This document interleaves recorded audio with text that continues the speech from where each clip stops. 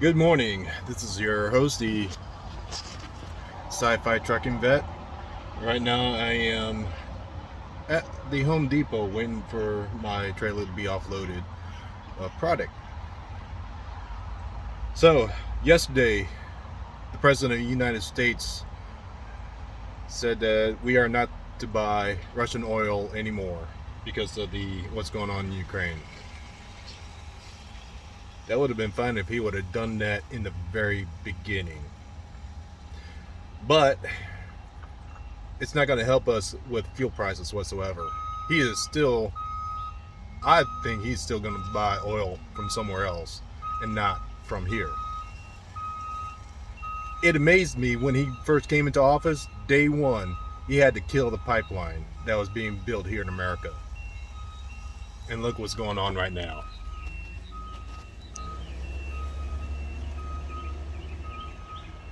The top receipt, 388, that was on Monday. And yes, that was at 488.9. Well, we'll say 489 a gallon. Filled up, top it off at 50 gallons, and paid $245. Now, give you an idea for those that don't know much about the how a semi truck is built. Yes, we do have two fuel tanks, and they hold a 80-gallon capacity. Now that ticket I just showed you there was topping off just one tank, and I've been doing that for a good couple of weeks, just because of the fuel prices has been going up, and it's going up like crazy. And luckily, my travels has only been in and around South Carolina, within 2 hours range from shipper to customer. But here's the other thing: the shipper, they're going to try to ship their product as cheap as possible. So they're not going to be paying me a lot of money for fuel surcharge to bring their product down. So here is Tuesdays. $5.29 a gallon. Just about 1 gallon more than what I filled up on Monday. $25 more at the pump at $270. $270 a gallon. I was talking to another guy who was making the delivery yesterday at a different Home Depot. He had to fill up both of his tanks, and he told me that he paid over $1,000. Like I said, these fuel tanks, we have two of them. They're at an 80-gallon capacity, and this guy had to pay close to $1,000, if not a little bit more than $1,000. I would not be surprised if fuel prices right now for truckers, diesel wise, it's going to be more than $5.30.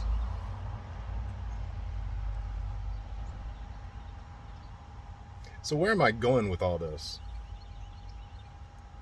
I am urging you to write to your congressman to urge the president and the vice president to open up the pipeline again, to continue building that pipeline into America. Because if I'm paying $5.30 a gallon, I'm pretty sure that you guys who's driving a, I don't know, 20-gallon tank fuel, 20-gallon gasoline tank, you're going to be paying at least $4.30, if not more. Well, then the prices I'm quoting is here in South Carolina. I hate to see what they are out in California or Texas or Illinois.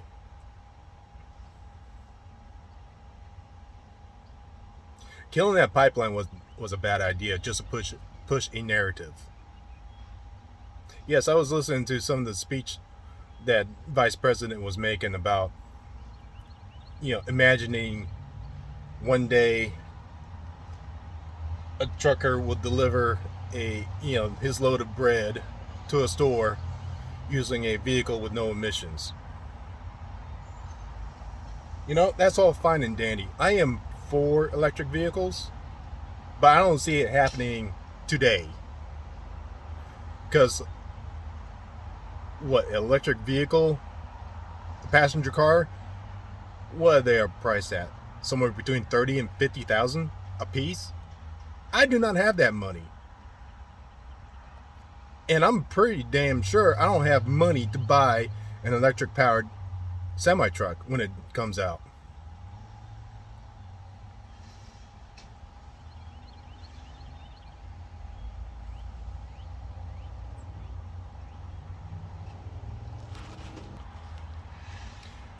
Because here's the problem with electric vehicles. If there's not a nuclear power plant to supply electricity is nearby, the electricity that's going to power your electric vehicle is most likely going to come from a fossil fueled power plant.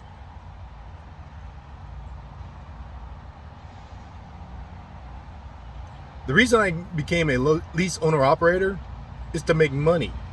A little bit more money than I did as a company driver. But if I'm paying $5.30 and just filling up one tank, I'm not making money. Yes, the loads might be paying a little bit more, but it's going back into the whatever I don't, whatever is let's just say under this lease owner operator program, the company I work for will pay for some of that fuel. Everything else is coming out of my pocket, especially at $5.30. I'm not going to be making that money. I'm literally giving it away just because somebody in DC is pushing a narrative for a greener earth. And there's nothing greener about it. I mean, don't we have to dig into the earth to get minerals and product to make a battery for that electric vehicle? And I'm pretty sure it's not a very small hole in the earth. So once again, if you're watching this video, pass this on. Share this video to your friends. Urge your congressmen to convince those people up in DC to open up the pipeline again. Because if you don't, you're not going to be happy paying $5 at the pump. I'm pretty sure people in California is not happy paying $5 a gallon at the pump, if they have not already. This is ridiculous. Okay, we're not buying Russian oil anymore, but yeah, we're gonna have to buy oil from somebody else. No, we got oil here in America. Open the freaking pipeline. And when it comes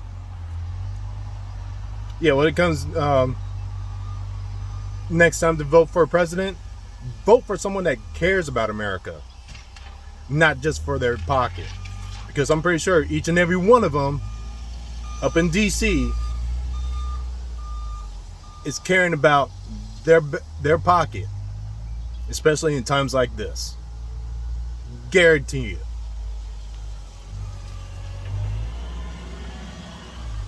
This is Sci-Fi Trucking Vet. I'll probably come back later on. Probably review the He-Man and the Masters of the Universe, both versions off of Netflix.